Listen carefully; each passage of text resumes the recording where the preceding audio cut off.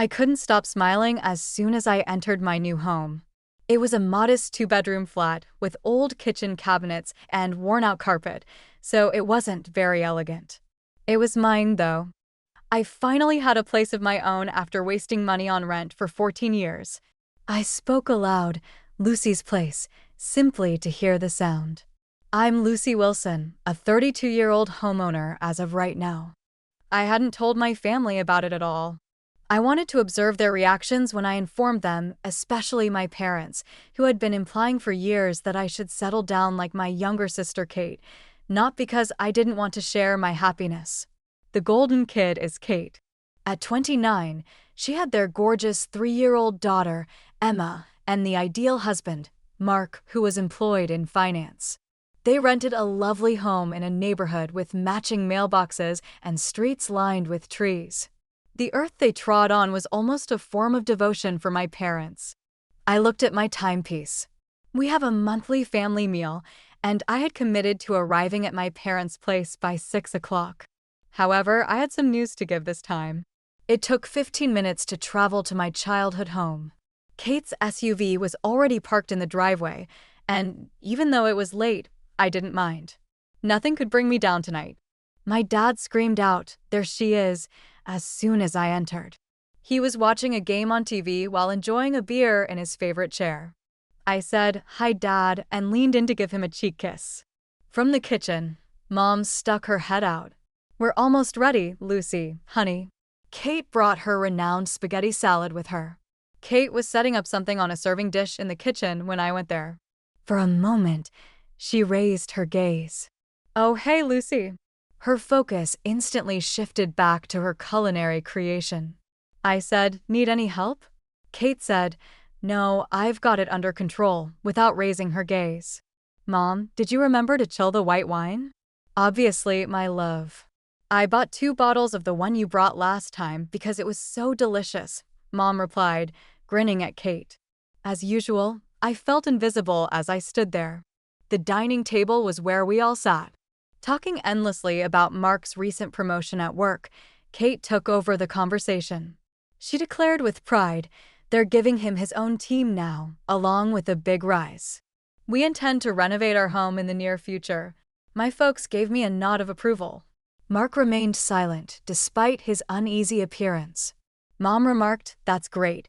You deserve a bigger place, especially with Emma growing so fast."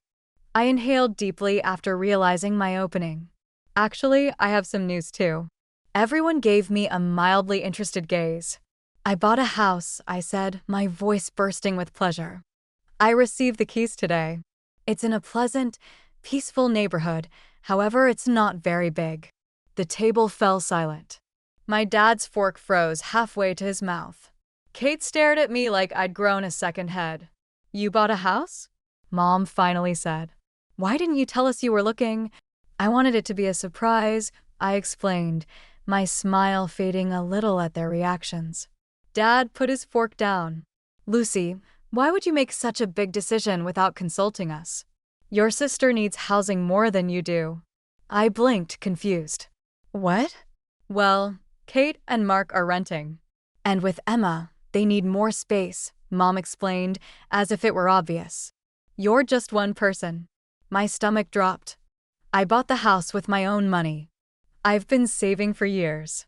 "Still," Dad said, shaking his head. "Family helps family. You should have talked to us first." Kate pursed her lips. "So where is this house? What's it like?" "It's on Maple Street," I said, my voice stiff. "It's small but nice. You're all welcome to come see it tomorrow if you want." I wrote down my new address on a napkin and handed it to her. The rest of dinner passed in awkward conversation, with Kate going back to talking about Mark's promotion and their plans for the future. No one asked more about my house. As I drove home that night, the joy I'd felt earlier had dimmed. I'd expected congratulations, maybe even a toast. Instead, I'd gotten disapproval and the distinct feeling that I'd somehow done something wrong by buying myself a home. The next day, I spent the morning cleaning and preparing for my family's visit. I baked an apple pie, Mom's favorite, and made sure everything looked as nice as possible. At exactly 2 o'clock, The doorbell rang. Kate was the first one in, her critical eyes scanning everything. Mom and Dad followed, with Mark trailing behind carrying Emma. "It's cozy," Mom said, which I knew was her polite way of saying small. "The kitchen is outdated," Kate commented, running her finger along the countertop.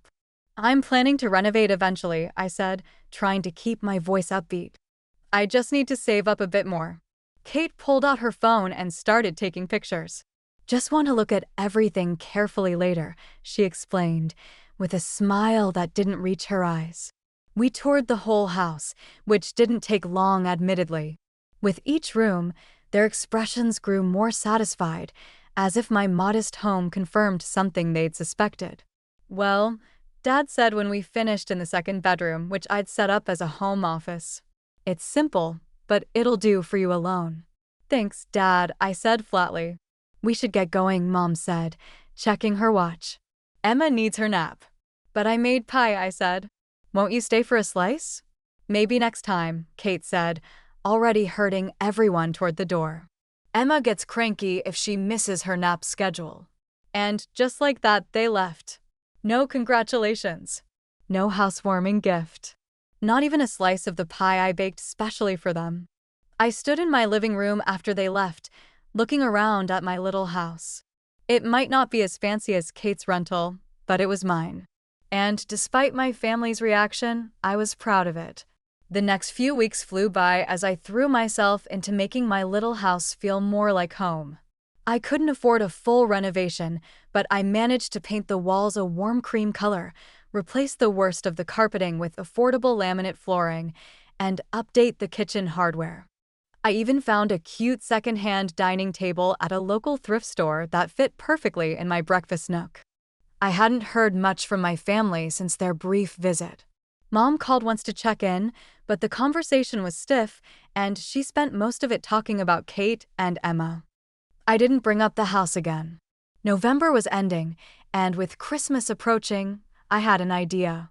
I'd host the family Christmas dinner at my place this year. It would be the perfect housewarming party, too. And maybe once they saw how I'd fixed up the place, they'd be more supportive. I decided to bring it up at our next family dinner.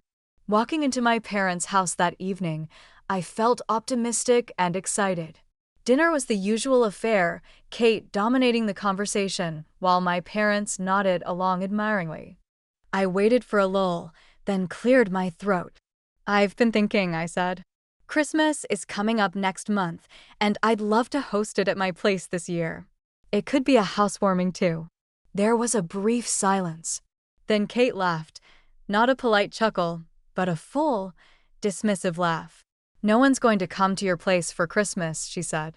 "Everyone's coming to our house like they always do." I stared at her. "What?" "But I haven't even hosted once. It's not fair that you get to have it every year." Kate rolled her eyes. "Lucy, be realistic. Your house is tiny and uncomfortable. Mine is professionally decorated and has plenty of space." I looked to my parents for support, but Mom was nodding along with Kate. "Honey, Kate's house is much more suitable for entertaining," Mom said. "It's bigger, more comfortable, and frankly, Kate has better taste than you do." The words hit me like a slap. I sat there, stunned into silence, as they continued discussing Christmas plans as if I hadn't spoken at all. They decided on the menu, who would bring what, and even planned the seating arrangement, all for Kate's house. I couldn't bear it anymore. I pushed back my chair and stood up. No one tried to stop me. No one followed me to the door. I heard their conversation resume before I'd even left the dining room. The drive home was a blur. I kept hearing Mom's words, "Kate has better taste than you do," as if that was a reason to dismiss me, to ignore my wishes. When I got home, I walked through each room slowly, looking at everything I'd done. The freshly painted walls, the new curtains I'd sewn myself, the bathroom vanity I'd stripped and refinished. Sure, it wasn't professionally decorated like Kate's rental, but it was mine, created with my own hands and hard work. That's when I made a decision. I wouldn't back down. I deserved to host Christmas just as much as Kate did. I sat down at my computer, opened my social media page, and started typing. Big news, everyone. I'm hosting Christmas at my new home this year. It'll be a housewarming party too, since many of you haven't seen my place yet. Food, drinks, and festive cheer provided. Just bring yourselves and your holiday spirit. Details to follow, but mark your calendars for December 25th at 2 p.m. I hit post before I could second-guess myself. Within minutes, comments started appearing. "Congratulations on the new house, Lucy. Can't wait to see it," wrote my cousin Jen. "I didn't know you bought a place." "That's awesome news, count us in," replied my Uncle Dan and Aunt Melissa. "So proud of you, Lucy. First-time homeowner." "We'll bring the wine," commented. My college roommate, Tara, who'd remained a close friend, had lifted my spirits with her positive responses. Maybe my immediate family didn't appreciate what I'd accomplished, but others did. I went to bed feeling vindicated. The next morning, my phone buzzed with a notification. Kate had made a new post. Curious, I opened it and felt my stomach drop. "Christmas at our house this year. For those trying to decide where to spend the holiday, here's a helpful comparison of the options." Beneath her text were side-by-side photos of her house and mine. Her photos showed her spacious, professionally decorated living room with its vaulted ceiling and marble fireplace. Next to it was the unflattering photo she'd taken of my living room during her visit, before I'd painted or updated anything. "Where would you rather spend Christmas?" her caption read. "Vote in the comments." I scrolled down, feeling sick. Some relatives had refused to participate in her childish poll, with cousin Jen even writing, "Not cool, Kate." Both homes are lovely in their own way. But others had chimed in with comments like, "Kate's place looks amazing and no contest." The worst was seeing my parents' likes on the post. Mom had even commented, "Kate's house is perfect for hosting. Her taste is impeccable, and we're looking forward to celebrating there." I put my phone down, hands shaking with anger and hurt. This was beyond petty. It was cruel, and my parents were encouraging it. As I sat there trying to process this betrayal, something else occurred to me, something I'd been putting off dealing with for too long. I opened my banking app and navigated to the scheduled transfer section. There it was, monthly transfer to Catherine Wilson, $2,200. Next payment in 14 days. For 2 years, I'd been paying Kate's rent. It had started when Mark temporarily lost his job, and Kate and my parents had begged me to help. I'd suggested they move to a more affordable place, but Kate had insisted her house was perfect, especially for Emma. So, I'd agreed to help temporarily. But even after Mark found a new job with better pay, I'd kept paying, partly out of habit and partly because no one had mentioned stopping. Now, looking at the scheduled transfer, I realized what a fool I'd been. While I'd been scrimping and saving for my modest house, I'd been bankrolling Kate's perfect lifestyle, the same lifestyle she was now using to humiliate me. With newfound resolve, I canceled the transfer. Then I made myself a cup of coffee and sat on my porch, feeling lighter than I had in years. 2 weeks passed, and I focused on preparing for my Christmas gathering. I'd received confirmations from several relatives and friends, and I was excited to show them my home. The RSVPs were a mix of supportive relatives who had condemned Kate's post and friends who had always been there for me. I was making a list of groceries when my phone rang. Kate's name flashed on the screen. I almost didn't answer, but curiosity got the better of me. "Hello. What the hell, Lucy?" Kate's voice was shrill. "The rent payment didn't come through. We need to pay by tomorrow, or we'll get a late fee." I took a deep breath. I canceled the transfer. "You what?" she practically screamed. "Why would you do that without telling me? We need that money."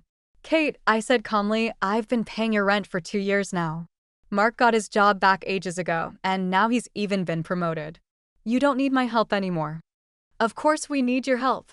Her voice had that entitled whine I'd grown to hate.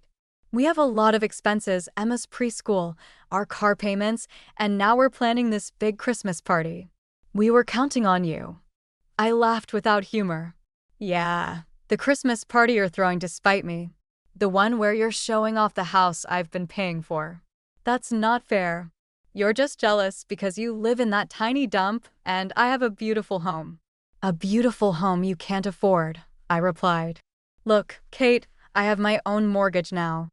I can't keep paying for your lifestyle, especially when you've made it clear where I stand with you. You and Mark need to pay your own rent from now on. But she started. No, I cut her off. You showed me my place in your life with that post. Consider my help officially ended. Goodbye, Kate. I hung up. My phone immediately started ringing again. Kate. I declined the call. Then Mom called. Then Dad. I declined them all and put my phone on silent. 10 minutes later, the text messages started flooding in. Mom, Lucy, call us right away. Kate is very upset. Dad, this isn't how we raised you to behave. Family helps family. Kate, you've ruined everything. How are we supposed to pay the rent and host Christmas now? You're doing this on purpose. I didn't respond to any of them. Instead, I turned off my phone and went back to my Christmas planning. The next day, I turned my phone back on to find more messages and missed calls. I deleted them all without reading them and went to work.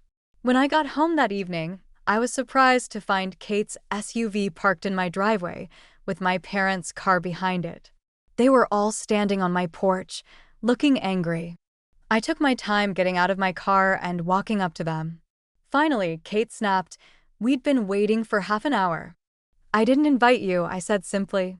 "Lucy," Mom started, her voice stern like when I was a child.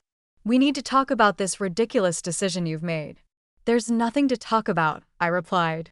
"I'm not paying Kate's rent anymore. But we had an arrangement." Kate said. "An arrangement that was supposed to be temporary 2 years ago," I pointed out. "Mark has a good job now. You two can pay your own rent." "We were counting on that money for the Christmas party," Kate insisted. "Now we'll have to cut back on everything." "Not my problem," I said, moving to unlock my door. Kate stepped in front of me. "You can't just walk away from your responsibilities like this." "My responsibilities?" I laughed. "Since when is it my responsibility to pay for your house?" "Since you agreed to help us," Dad interjected. "You can't just change your mind." "Actually, I can," I said firmly. "And I have. Now please leave." "I don't want to discuss this anymore." "Lucy, be reasonable," Mom pleaded. "Your sister needs that house. Emma loves it there. Can't you think about someone besides yourself for once?" That was rich coming from them. I had been thinking about others, specifically Kate, for years. I'd been paying her rent while saving for my own house. Now that I have a mortgage, I simply can't afford to keep subsidizing her lifestyle. That's all there is to it. Their shocked faces would have been comical if the situation weren't so sad. They truly believed they could bully me into continuing to pay Kate's rent, even after the way they treated me. "I think you should go now," I said, moving around Kate to my door. "I have things to do." I went inside and closed the door. Through the window, I could see them standing there, looking stunned. Eventually, they left, but not before Kate kicked one of my potted plants off the porch in anger. After they were gone, I picked up the plant, repotted it, and placed it back by my door. It was bruised, but it would survive. Kind of like me. Over the next few days, I continued receiving angry messages and calls. I blocked their numbers. I needed space, and I wasn't going to let them ruin my Christmas plans. Cousin Jen called to tell me that Kate had canceled her Christmas party, saying they needed to use the money for rent instead. She was playing the victim. I just laughed as Christmas approached. I bought decorations, planned my menu, and cleaned the house from top to bottom. A few relatives called to confirm they were coming to my place, including Uncle Dan and Aunt Melissa, who had always treated me with kindness. My friend Tara offered to come early to help me set up. The day before Christmas, I put up my tree, a modest 5-footer that fit perfectly in my living room corner. I placed the few wrapped gifts I'd bought for my guests underneath it and stepped back to admire the effect. My little house looked warm, inviting, and festive. Christmas Day arrived with a light dusting of snow that made my little house look like something from a greeting card. Tara showed up at noon just as I was taking the turkey out of the oven to rest. "This place looks amazing," "Lucy," she exclaimed, looking around at the decorations. "I can't believe how much you've done with it in such a short time." "Thanks," I said, giving her a quick hug. "It's not fancy, but it's home." We spent the next hour putting the final touches on the food and setting the table. By 2 o'clock, the first guests arrived, Uncle Dan and Aunt Melissa, bearing a bottle of wine and a small potted Christmas cactus. "Housewarming gift," Aunt Melissa explained, handing me the plant. "May it grow along with your happiness in this home." More relatives and friends trickled in until my modest living room was comfortably full of people chatting, laughing, and admiring my house. Everyone brought small gifts or dishes to share, and the atmosphere was warm and festive. No one mentioned Kate or my parents, though I caught a few sympathetic glances from those who knew about the situation. At 6 o'clock, just as we were about to sit down for dinner, my phone buzzed with a text. It was from Mom. "Merry Christmas, Lucy. We miss you. Please come over tonight for dessert." I stared at the message, conflicted. Part of me wanted to ignore it, but another part wondered if this was an olive branch. I texted back, "Merry Christmas to you too. I'm sorry, but I'm not ready to see you, Dad, or Kate yet. Maybe in the new year." I put my phone away and rejoined my guests. If Mom was upset by my response, she didn't text again. Dinner was a success. Everyone raved about the food, and the conversation flowed easily. People moved about my small house comfortably, sitting on the new sofa I'd splurged on or gathering around the dining table. No one seemed to find the space inadequate or poorly decorated. "You've done an amazing job with this place, Lucy," my cousin Jen said as she helped me clear plates after dessert.